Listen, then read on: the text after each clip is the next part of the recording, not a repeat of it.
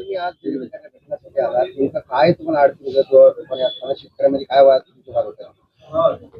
निश्चितपणे संभाजीनगर जिल्हा कृषी विक्रेता संघटना शेतकऱ्यांना खरीप हंगाम डोक्यावर येऊन ठेपलेला आहे आणि शेतकऱ्यांना जे खतं त्यांना शेतांमध्ये घेऊन जाण्यासाठी वेळेचं मर्यादा लक्षात घेता शेतकऱ्यांना खतं मिळू नाही लागले. का नाही मिळू लागले? तर एक नवीन ॲप सरकारने त्याच्यात संभाजीनगरमध्ये प्रस्तुत केला.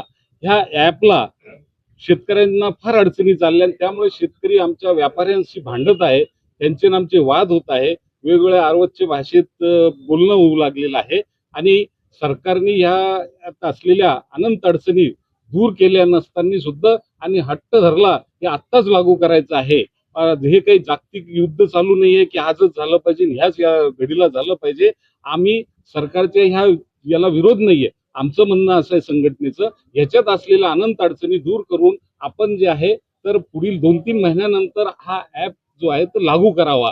परंतु कृषी अधिकारी असतील, काय म्हणतात ते वरतून आम्हाला दिल्लीहून आहे, मुंबईहून आहे, काय काय बोलतात, परंतु आम्हाला शेतकऱ्याला वेठीस धरायचं नाही, शेतकऱ्याला अडचण निर्माण होऊ द्यायची नाही आणि आम्हाला सुद्धा त्या त्रासातून मुक्त करायचं.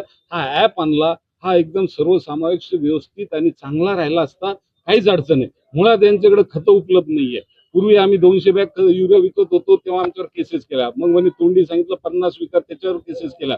20 विकल्या तरी केसेस करतात. ऍप मध्ये 50-50, 60-60, 70-70, 200-200 बॅगात द्या म्हणून आम्हाला सांगू आम्हालाच माल देऊन लागले. यामध्ये सरकारी जवळपास 80% खत कंपन्या सरकारी आहेत, त्यांच्याकडूनच मालाचा पुरवठा नाही होऊ लागला आणि मग शेतकरी हे आम्ही बुक केलं भांडू लागले. आमच्या सर्व व्यापारी त्रस्त झाले. काल तापड्या नाट्य मंदिरामध्ये 4 वाजता जवळपास 500च्या वरती आमचे व्यापारी सगळे एकत्र जमले आणि त्यांनी तिथल्या तिथंच निर्णय सगळ्यांनी मिळून घ्यावा लागला. पुढची दिशा आज आम्ही ठरवलं, कलेक्टर साहेबाला निवेदन दिलं. आजपासून आमच्या संपूर्ण जिल्ह्यात मशीन जे आहे ते बंद केलेले आहे आणि 2 दिवसाचं त्यांना आम्ही मुदत दिली. 2 दिवसामध्ये तुम्ही केंद्राशी बोला, राज्याशी बोला आणि आमचं हे जे अडचण आहे ही दूर करा. याला पुढं 2-3 महिन्यासाठी पुढे ढकला. तर ही मान्य झाली तर आम्ही शेतकऱ्याच्या सेवेला 2 दिवसांनी तयार आहे आणि जर मान्य नाही झाली ही अट तर आम्ही या सगळ्या मशीन तालुका कृषी अधिकाऱ्यांकडे त्या तालुक्यातील आमचे सर्व विक्रेते ताबडतोबीनं 2 दिवसाच्या मध्ये तिथे जमा करतील आणि परवाने जमा करतील आणि मग आम्ही म्हणू की बाबा शासनाने ह्या युरिया हा शासनाने वाटा, आम्ही बाकी बियाणं आम्हाला शेतकऱ्यांचे संबंध आहे, आमचे त्यांचे ऋणानुबंध आहे. गेल्या 25 वर्षापासून आपण बंद केलं का मशीन? हो, आजपासून बंद मशीन. तुम्ही कुठे पण विचारू शकता, जिल्ह्यामध्ये कोणत्याही भागात फोन लावून झाले आज बंद. सगळं दुकानदारांनी बंद केलं. तर त्यांनीच निर्णय घेतला ना, काल संध्याकाळी निर्णय घेतला आम्ही तापड्या नाट्य मंदिरामध्ये आणि आजपासून मशीन बंद आहे. 2 दिवसात जर त्यांनी हा ऍप 2-3 महिन्यासाठी पुढे ढकलला तर निश्चितपणे आम्ही शेतकऱ्यांना माल देऊ शकू. नसता त्या मशीनच आम्ही त्यांच्याकडे जमा करू. गेल्या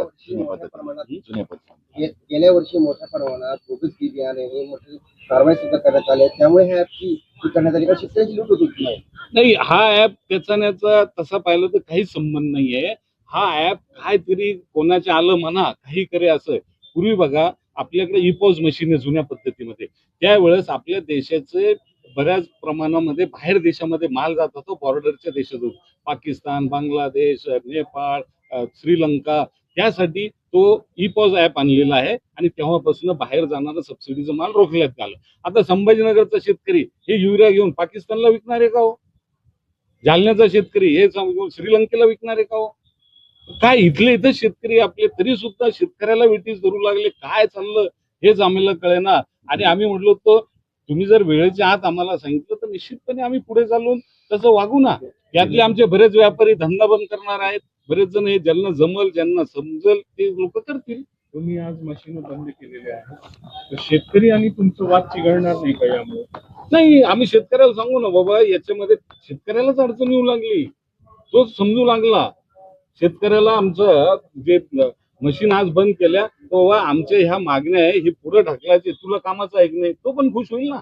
कारण तो आमच्या दुकानात येतो, त्याला सगळं बियाणं खतं औषधी घ्यायचं राहतं, त्याचे आमचे काही वर्षाचे संबंध साहेब. हे उगा आमच्या चांगल्या मिया बीबी राजी तो क्या करेगा काजी तसं उलागलं मध्ये सरकार येऊन आमच्या संबंधामध्ये दुरावा निर्माण करतंय.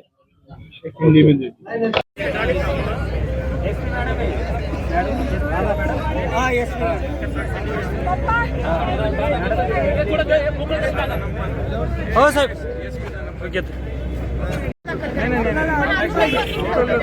मला एक सांगा, ह्याच्या पोलिसांना हिच्या वडिलांना हातला असं काय करा आरोपी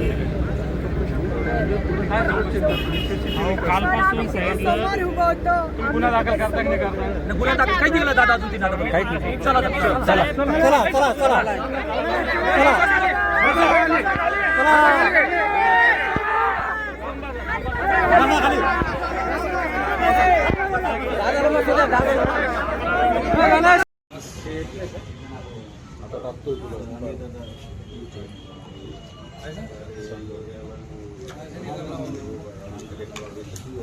पकडू नका तो.